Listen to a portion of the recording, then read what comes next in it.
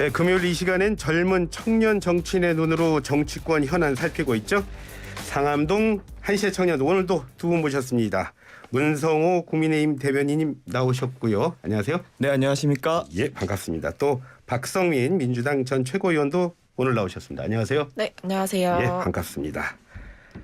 자, 먼저 다른 얘기보다도 뭐 난방비 폭탄 사태 얘기부터 해야 되겠습니다. 지금 여야 치열한 공방 벌이고 있습니다. 서로에게 책임이 있다면서 공방 말 그대로요. 책임 공방 벌이고 있습니다. 먼저 문 대변인 지금 상황 어떻게 보세요? 이제 이 도시가스비가 상승한 가장 주된 원인은 결국 우크라이나 전쟁으로 인해서 국제 유가가 상승한 부분이 있기 때문에 가장 큰 원인이지만 이제 과거 이제 민주당 정권 당시에 이제 도시가스공사의 적자 폭이 한 1조 8천억 정도까지 늘어났었거든요. 그렇기 때문에 이런 부분에 대해서 가스공사 측에서 이제 인상을 좀 해야 된다. 이걸 적자 폭으로 더 이상 메꿀 수가 없다. 이런 요청을 거의 한 8회 이상 한 것으로 알고 있는데 결국 받아들여지지 않았거든요. 그러니까 물론 이제 가스비를 올리지 않는다면 좋죠. 하지만 이런 공사의 결국 적자폭이 늘어나가고 있는 상황 속에서 그것을 결국에 올리지 않는다면 결국 그게 다 국민 부담으로 돌아오게 되는 것이거든요. 그래서 좀 단계적으로 점진적으로 이렇게 상승을 시켰어야 되는데 전 정부가 결국에 이런 걸 좀 책임을 방기한 것이 아닌가 이렇게 생각하고 있습니다. 전 정부에서 책임을 방기하고 있다. 국민의힘 내부의 얘기가 좀 많이 비슷하십니다. 예, 저 국민의힘 대변인이니까. 아니, 이게 단지 이제 제 그런 생각만이 아니고요. 어떤 당의 입장이 그래서 그렇게 말씀을 드리는 것이 아니라 실제로도 봐도 결국 이런 적자폭이라는 게 공기업이라는 것은 결국 세금이 지원이 들어갈 수밖에 없게 되지 않습니까? 그럼 결국 이게 올리지 않는다고 해서 국민에게 부담이 가지 않는 건 아니거든요. 그러니까 다만 이제 민주당에서 결국 이런 것을 이런 공공 요금을 상승시켰을 때 생기는 지지율 하락이나 어떤 본인들의 인기의 감소 이런 걸 우려해서 결국에는 책임을 지지 않으려고 했던 행태를 보인 것이 아닌가 이런 이야기들이 당내에서 많이 나오고 있습니다. 아니, 혹시나 다른 말씀하실까봐 그러고 있다가 그래서 그렇습니다. 자, 말씀 들으셨습니다. 박 의원님, 문 대변인 말씀 동의하십니까? 동의할 수가 없고요. 일단 남 탓하는 게 원래 제일 쉬워요. 저는 그런 면에서 국민의힘이 아주 손쉽게 정략적으로 문재인 정부를 공격하고 민주당에게 과도하게 정치적인 주장을 피고 있다라고 생각하는데 일단 팩트 체크부터 해보자면 지금 문 대변인님께서 전임 정부가 가스비를 제대로 올리지 않은 것이 인기를 고려해서였다라고 말씀을 하시는데 그렇지가 않습니다. 왜냐하면 당시에 코로나 팬데믹 때문에 정말 당시 서민, 중세, 자영업자들, 영세 자영업자들에게 여러모로 이제 두터운 지원이 필요한 것 아니냐. 사회적 약자들에게도 지금 코로나의 직격탄이 가고 있는 상황에서 이런 민생 물가나 민생적인 지원 부분을 어떻게 더 강화할 것이냐라는 문제 제기도 상당히 많았고 문재인 정부도 그런 측면에서 이 가스비를 올리는 그 시점이라든지 그런 정책 결정을 한 거거든요. 그렇기 때문에 지금 여기서 봐야 될 거는 일단 지금 이 한전이 가지고 있는 영업이익이 상당히 많았습니다. 그러니까 이 가스비를 올리고 말고는 물론 국제 유가의 변동이나 가격을 보면서 결정해야 되는 부분도 있지만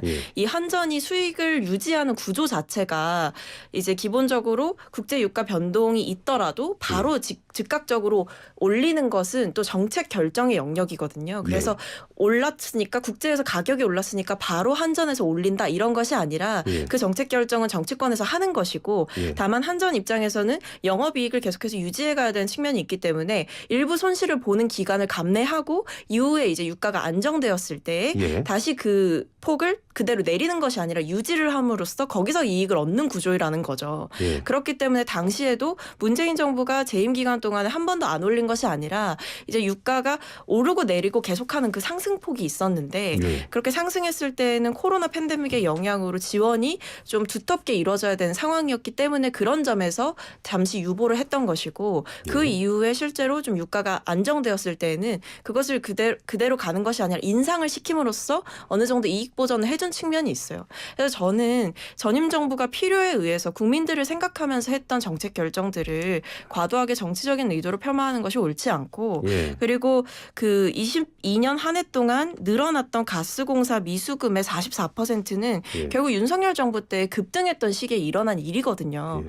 그래서 저는 이 시기적으로 보더라도 그렇고 내용적으로 보더라도 그렇고 당시 결정을 했던 맥락들을 보면 이것이 뭐 인기 영합적인 결정이거나 아니면 국민들을 고려하지 않았던 결정이 아니었다는 점을 좀 말씀드립니다.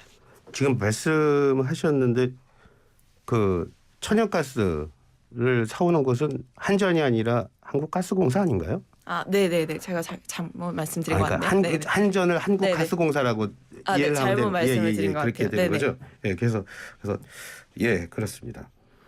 뭐 말씀 들으셨는데 뭐 길게 하셨어요. 그러니까 좀 더 하시죠. 이제 뭐 두 가지 측면에서 이야기를 드리고 싶은 게 뭐 예. 얘기하신 바와 같이 뭐 코로나로 인해서 어쩔 수 없이 이제 그 당시 민생 안정을 위해서 뭐 유보를 했다라고 하신다면 예. 뭐 그것이 이제 전 정부에서 제가 말씀드렸던 뭐 어떤 인기 영합 중이나 이런 것은 아니라고 쳐도 그럼 예. 결국에 거기에 대해 유보된 것이 지금 저희에게 저희 당으로 저희 정권으로 넘어왔다는 걸 인정을 해주셔야 되는 거지 않습니까? 예. 근데 지금은 마치 우리가 뭔가를 이 공공물가를 상승시켜서 예. 뭐 어떤 지금 뭐 어떤 세수를 메우려고 한다거나 뭐 이런 식으로 공격하시는 민주당 의원님들도 계시거든요. 예. 이 두 가지는 결국 올바르지 않는 말인 거예요. 하나만 이야기를 하신다면 예. 그때 뭐 저희들이 이러이러한 상황 코로나 때문에 어쩔 수 없이 저희가 유보를 했습니다. 그래서 예. 저희가 넘겨드린 게 의도치 않게 그렇게 됐습니다. 저희도 책임을 느낍니다. 이렇게 얘기하시면 아 그때 상황이 그랬습니다. 저희도 알겠습니다 하고 민주당을 탓하지 않을 텐데 예. 민주당에서 그렇게 나오지 않고 있지 않습니까? 예. 그러니까 이런 부분 때문에 결국에는 좀 서로 간의 비판이 날이 좀 쓴 것 아니, 같습니다. 근데 그런 것 같아요. 제가 봤을 때는 이게 기본적으로 네. 뭐 우리 정부에서 결정할 수 있는 영역도 분명히 있는 것이지만 사실 지금 외부 요인이 큰 그렇죠. 거잖아요.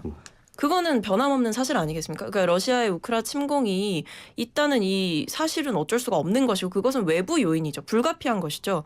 근데 그렇다면 그 현실을 직시하고 올바르게 대책을 만들고 국민들께 충분히 설명드릴 수 있는 것은 지금 현 정부의 역할임에도 예. 거기에 대해서 제대로 준비를 했느냐 아니면 국민들께 충분히 이 상황을 납득을 시킬 만큼 뭐 차근차근 준비를 잘 했느냐라는 여러 가지 지금 그렇다면 이 난방비가 이렇게 올랐는데 취약계층이나 이런 분들에게는 어떻게 할 거냐 라는 이야기를 정부에게 마땅한 질문을 하는 것인데 예. 그것에 대해서 너무 과도하게 방어적으로 대하다 보니까 오히려 덤덤하게 이제 뚫고 가고 설명하면 될 것을 전임 정부 탓으로 돌리는 것이 문제다라고 말씀을 드릴 수밖에 없는 거죠.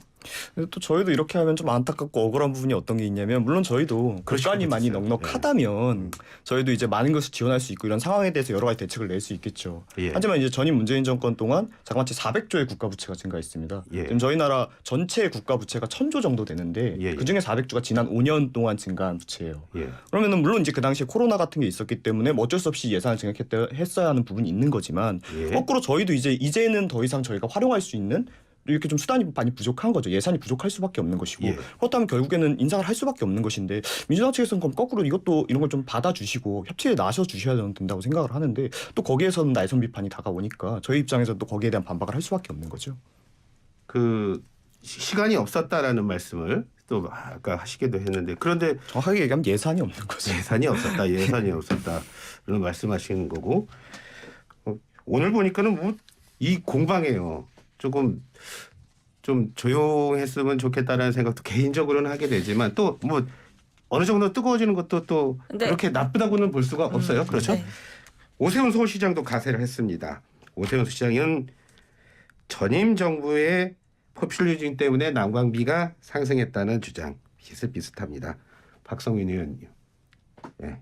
똑같이 박성민, 생각하시나요? 네. 아, 문성호 대변인한테 물어보시려던 거 아닌가요? 아니요, 박성민 대변인. 아, 저한테요?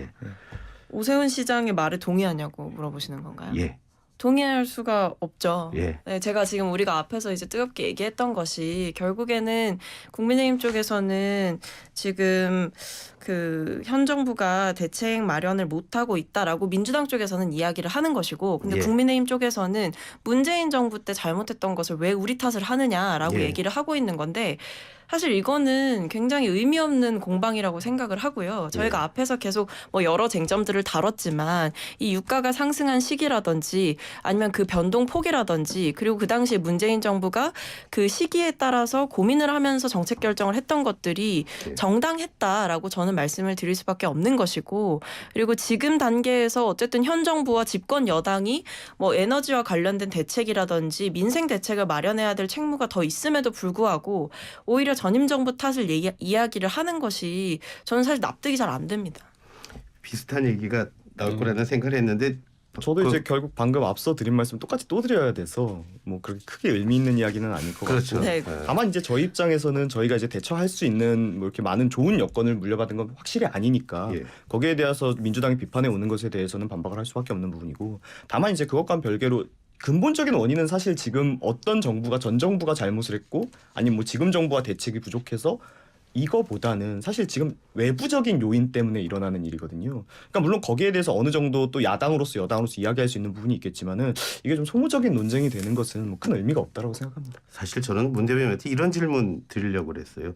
오세훈 시장이 이렇게 가세하는 게 도움이 됩니까?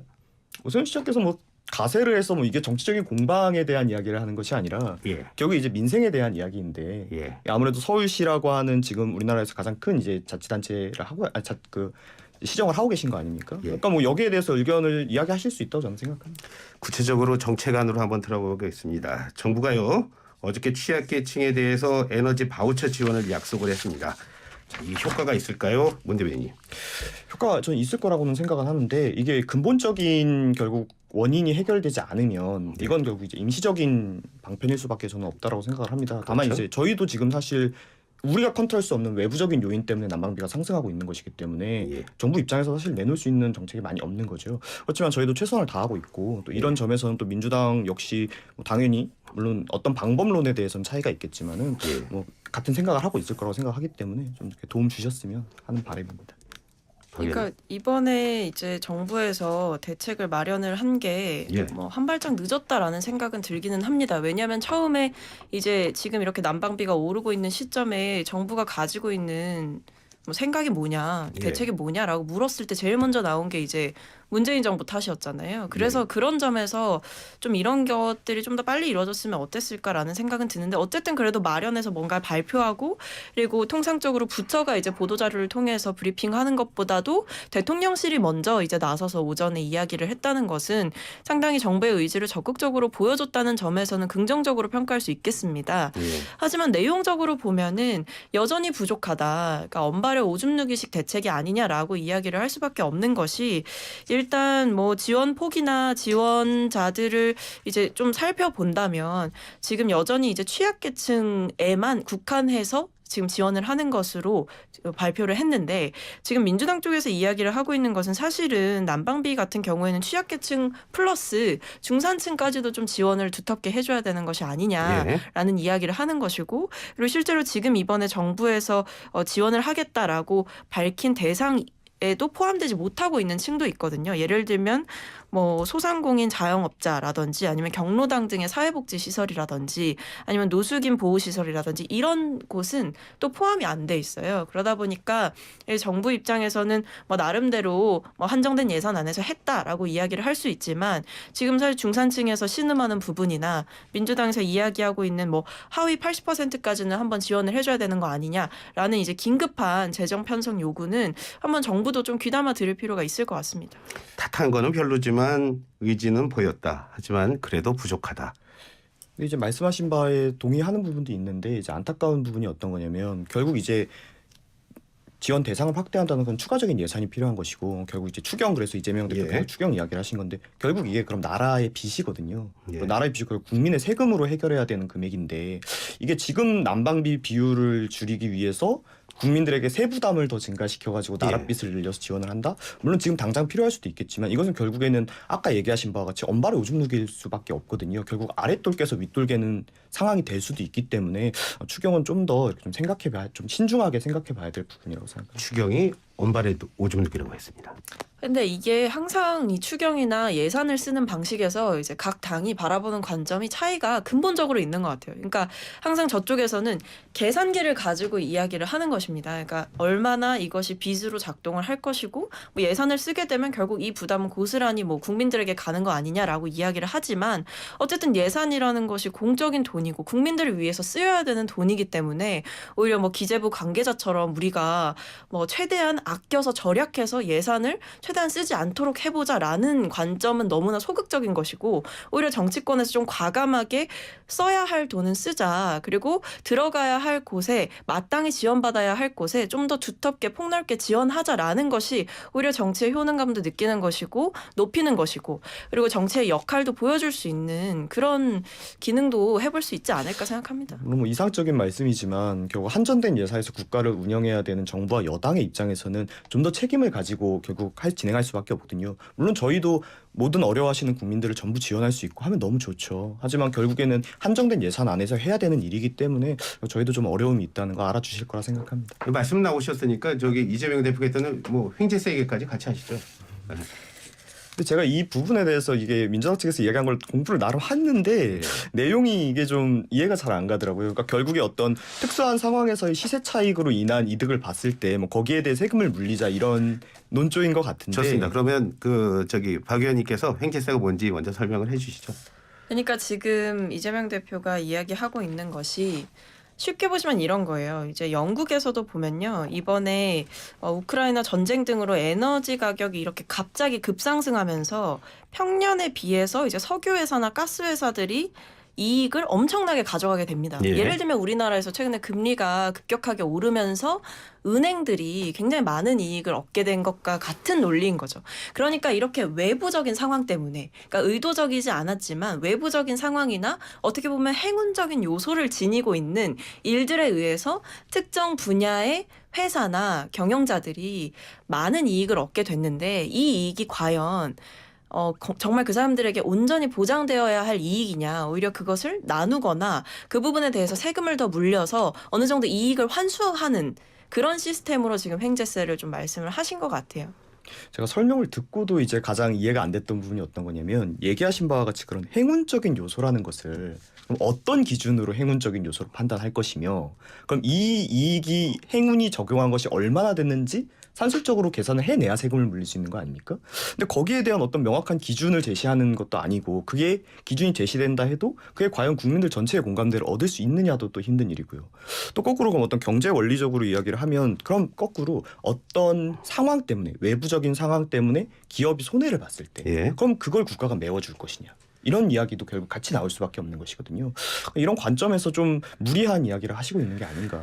지금 횡재세가 궁금하다. 횡재세에 대한 설명해 주셨고요. 조금만 더 생각할 수 있는 시간을 드리겠습니다. 잠시 광고 듣고 오겠습니다.